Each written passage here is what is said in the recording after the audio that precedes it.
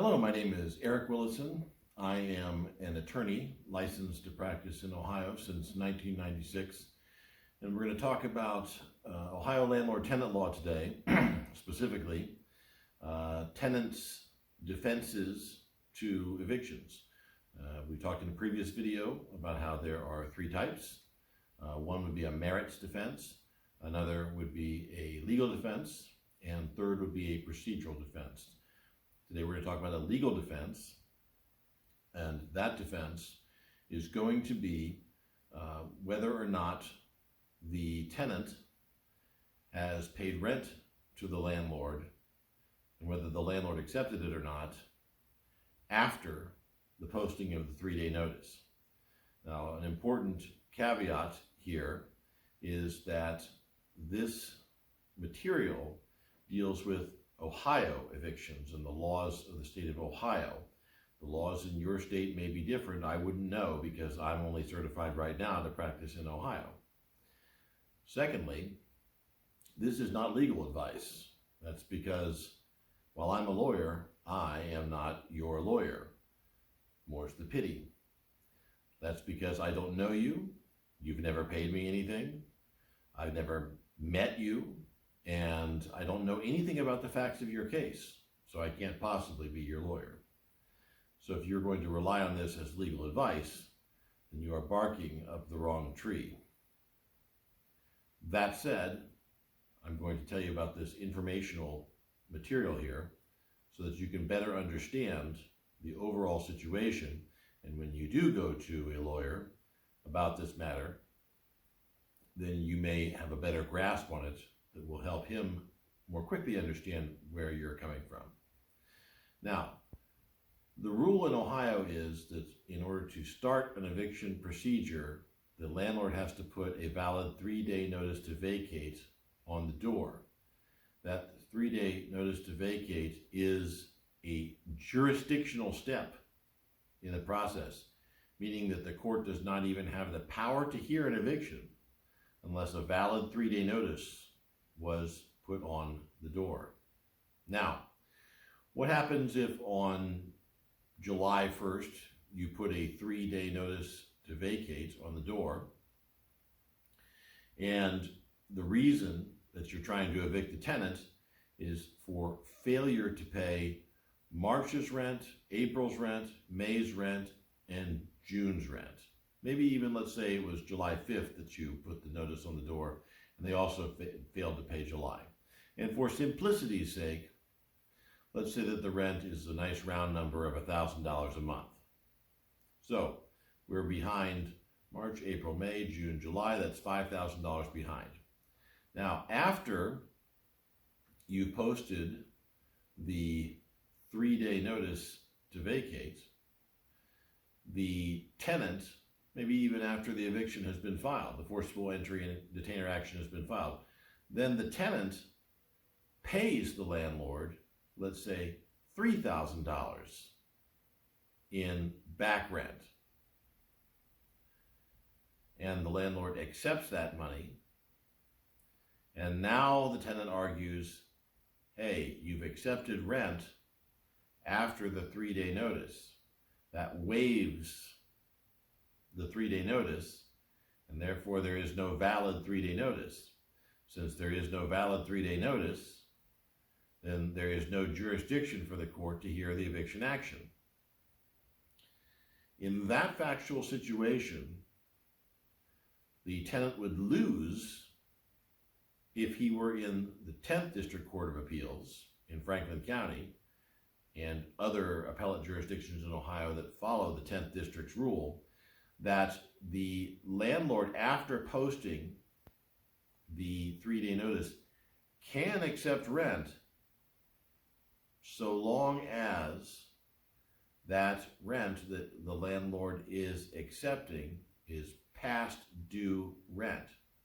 So where the tenant pays $3,000 and is $5,000 behind, the landlord can argue, Your Honor, that rent that I accepted was for March, April, and May, all of which were past due at the time I posted the 3-day notice. Therefore, acceptance of past due rent, I believe the case is Graham versus Pavrini, the acceptance of past due rent does not waive my 3-day notice. Now, in the 5th District Court of Appeals in Ohio, they have a rule which says that if you accept any rent, past due, future, present, any rent after you posted the 3-day notice, that waives the 3-day notice. And out you go. Case dismissed. So it depends on whether the appellate district that you are in Ohio, whether they follow the 10th District rule or whether they follow the 5th District's rule.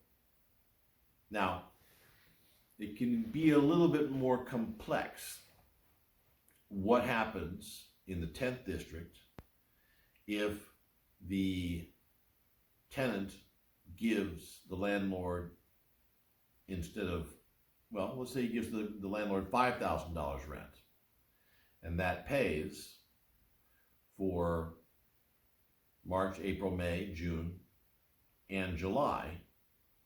And of course, part of that is July's rent. Well, the rent was due as of July 1st. So at that point, it was past due rent. And therefore, the landlord could argue, well, that's past due rent. I can accept it without waiving my notice under Graham versus Pavrini. But what if the tenant argues, well, now wait a minute.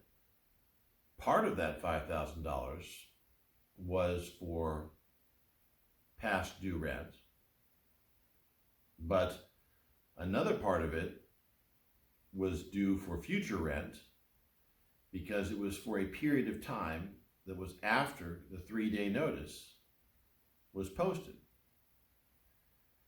I tend to think that the landlord has the better of that argument, because whether the rent is past due or not is not determined by when the tenant's stay will be at the premises, but rather when the contract calls for the payment. That's when it's due or past due or on time. Now, there's no argument that if the tenant had paid $6,000, that would have been for August rent as well. Then at that point, you've got future rent being accepted. Now, another issue here, though, is what constitutes acceptance. So let's say, and again, let's just make it simpler. We're still going to go with the July 5th posting of the 3-day notice.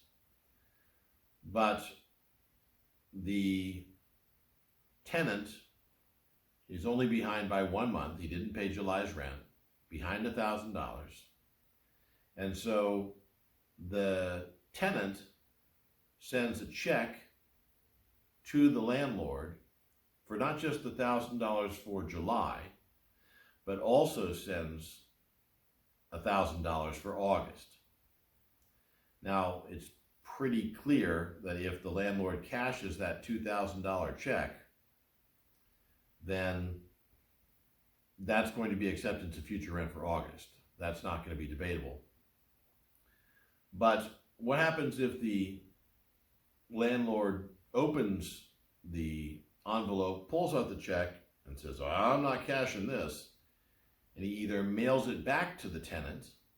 Well, that would probably be seen as not accepting future rent. But what if he keeps it and just doesn't cash it? Keeps it just in case, though. And then at the hearing, he says, well, I got this check from the tenant, Your Honor, but I didn't cash it. I'm here to hand it back to him. I only kept it for safekeeping because I didn't want to send a check in the mail to the guy who knows whether it gets through or not. I'd rather just give it to him personally on the record so that I can prove that he got his check back. The court holdings are pretty universal that does not constitute the landlord accepting the check. It's when the landlord cashes the check. But here's where landlords can run into trouble. A lot of landlords, for convenience sake, in the lease will give the tenant, or maybe not in the lease, but in some attachment to the lease or just some email or something, say, I want you to deposit the rent into the following checking account or savings account. And as long as you do that before the first of each month, then it will be on time.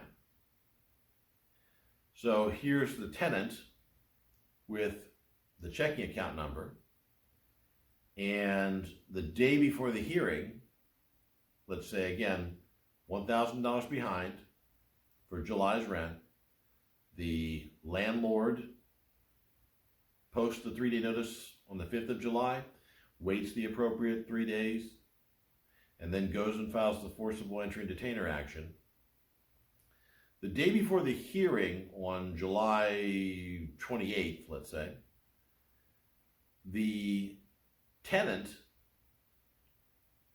goes to the bank where that account is and deposits $2,000 into the landlord's account. $1,000 for July and $1,000 for August.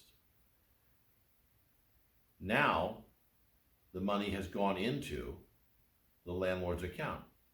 Is that acceptance? Because the landlord can argue, well, I had nothing to do with that. The court's probably going to say, yes, you did, because you set up a system with the tenants that gave the tenant the power to make deposits into that account.